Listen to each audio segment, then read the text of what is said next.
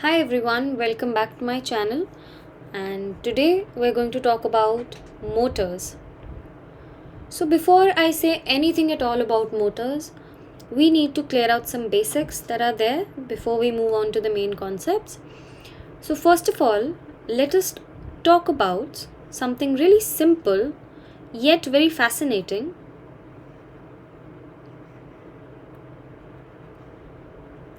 A magnet. I'm sure you could figure that out with the help of the North and South Pole. So, any magnet is capable of exerting a force but within a specific radius outside of its body. In this radius, it is able to attract or repel. So, if a piece of metal comes into this radius, this magnet will be able to exert a force on this piece of metal.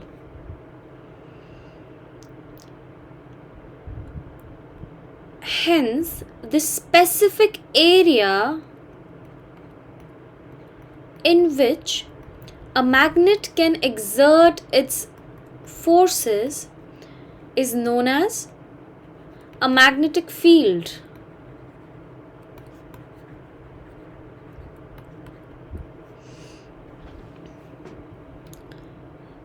Now, with that clear, let us move on to some other concepts. Now, we know that a magnet exerts force inside its magnetic field. And we also know another concept which we are going to discuss just now. Now, for example, I have a wire, or say a couple of wires, and they're attached to a battery. Now this battery is a source of electricity, is it not? Of course it is. So we say that electricity is running through these wires. It is a known phenomenon that any conductor, in this case the wire, which carries electricity or electric current, produces a magnetic field around it. So every wire which has electricity running through it also has a magnetic force around it. So this gave away electromagnetism and its principles. When this was discovered, it was pretty major that electricity and magnetism indeed is connected. When we found out that things which carry electricity also have a magnetic field around them. So with that also clear, well, people are always curious about what will happen if. So, well, somebody did just that. They took a magnet, and I'm separating the poles at this point, but let us be very clear that in a magnet the poles are not separated. So we can say that this is probably a continuous magnet, like a horseshoe magnet of some kind, right? And we are going to place something in between these poles, in between this area. Now, to be very clear, this area is well within the magnetic field of this magnet. So we can say that north to south is this magnet's magnetic field, right? And this is actually the conventional way of writing magnetic field as well, that magnetic field lines run from north to south. That is something very specific about magnetic field lines themselves. One of the property being that they run from north to south, Well, another being that they are always parallel to each other and they are never intersecting.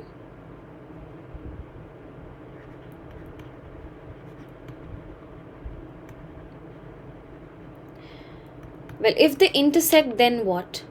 If they intersect, if these magnetic field lines are intersecting, that gives us two directions of the magnetic field line at one point. And that, my friend, cannot be. Right? So, I digress. Let's come back to the point. The point that we were talking about was that this was a magnetic field from this magnet to this magnet, right? And well, what if I place a conductor between these two magnetic field lines? And the conductor that I've placed is not an ordinary conductor. It is a current carrying conductor. It is connected to an external circuit, a battery. And what it will mean exactly is that this conductor itself will have its own magnetic field, right? And the magnet, of course, has its own magnetic field lines. So what do you think will exactly happen if I place a current carrying conductor in a magnetic field of, say, this magnet?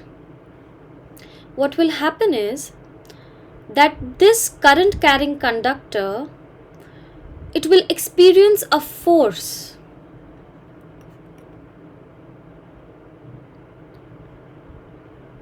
So when we place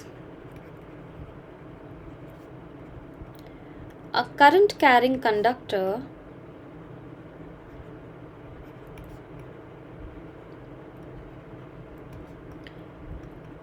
in a magnetic field,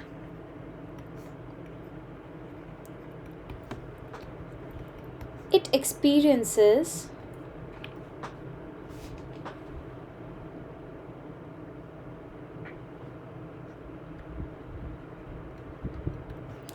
a force. And since we have discussed this, let us now move on to the main topic of today, that is a motor, because basically this is what we are going to be doing when we are constructing a motor, because whoever saw this phenomenon happen with their own eyes, they recognize the power of this force and they thought that they could harness this force to do things. So let us see what things can be done. I have simply drawn a motor for all of you.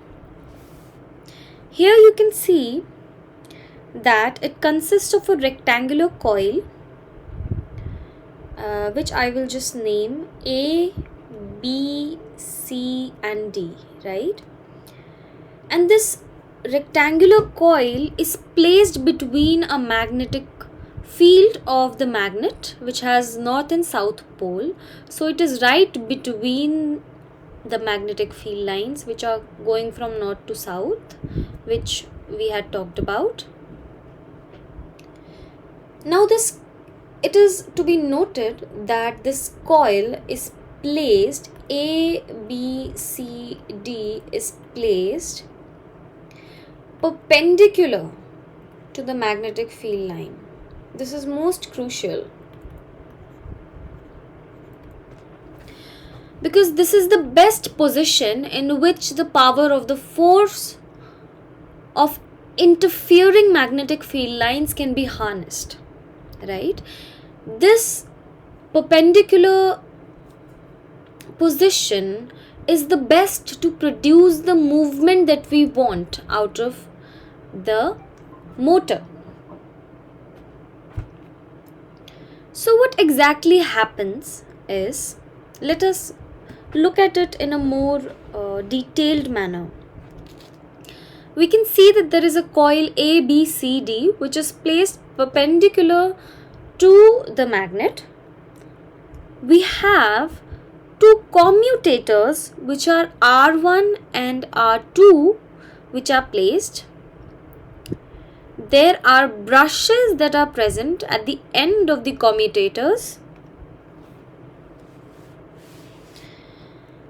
So now these words may confuse you that what is a commutator? Commutator. Well, the function of the commutator is basically to reverse the current flow every half rotation, right? That's what it does basically. This is the construction of the motor. Now if we move on to say the working of the motor, we're going to talk about how exactly it works. So let us see. If I'm about to erase this,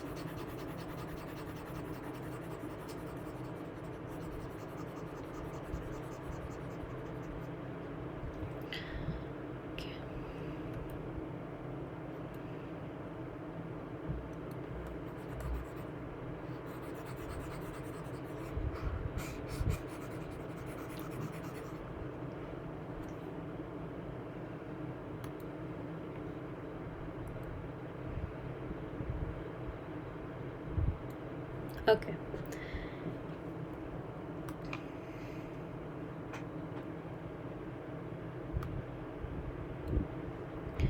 So this is a very, excuse my rough drawing, but this is a hand, and as you can see that it is in a specific position. The position of this hand is coinciding with a rule that was created to know certain things about motor function, or certain things about in which direction the force will be if we are going to put a current carrying conductor in a field. And this law was called Fleming's left hand law, right? In this law, Fleming talks about the direction of force which is acting on a current carrying conductor which is placed in a magnetic field, right? Now this law states that if the forefinger, thumb and middle finger of our hand are stretched in mutually perpendicular way to each other, right, such that the forefinger is pointing in the direction of the magnetic field, which is north to south.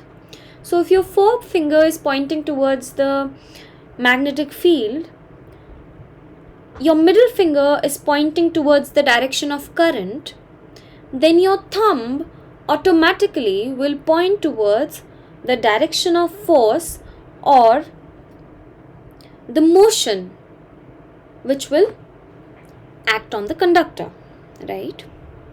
So according to this law, the direction of current is this way, right? Conventionally the current will flow from the positive end and it will enter the coil from here, and it will go from here A to B, B to C, C to D, and then back, right? When the current will flow in such a manner, according to Fleming's law, we can predict in which direction this coil will move. So for example, I'm talking about the AB hand, AB part of the wire, and if we are to apply Fleming's left hand law, the direction of flow of the magnetic field is from north to south. So if we point our index finger towards north to south and we point our middle finger towards A and B, which is going inside, our thumb will automatically point towards downwards, in the downwards direction. So A to B side, according to Fleming's left hand law, will move down. Now if we calculate similarly for C to D, it comes out that C to D side will go upwards. So this motion will become anti-clockwise. If you imagine that A and B side is going down and C and D is coming up, this will become a anti-clockwise motion.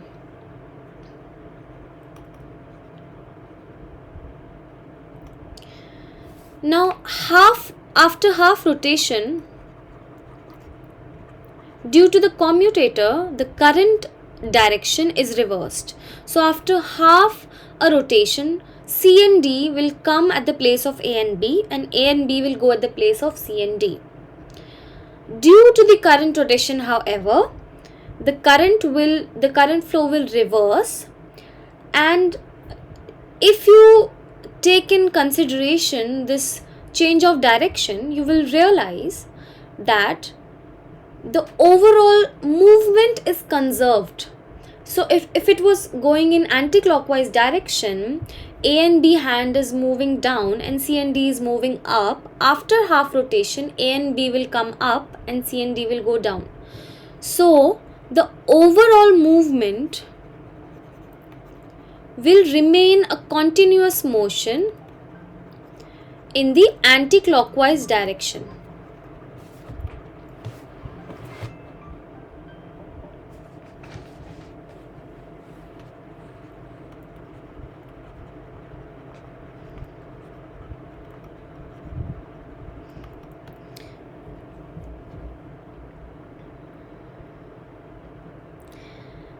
Now these few things I hope you're able to understand, and thank you for following me along on this particular tutorial.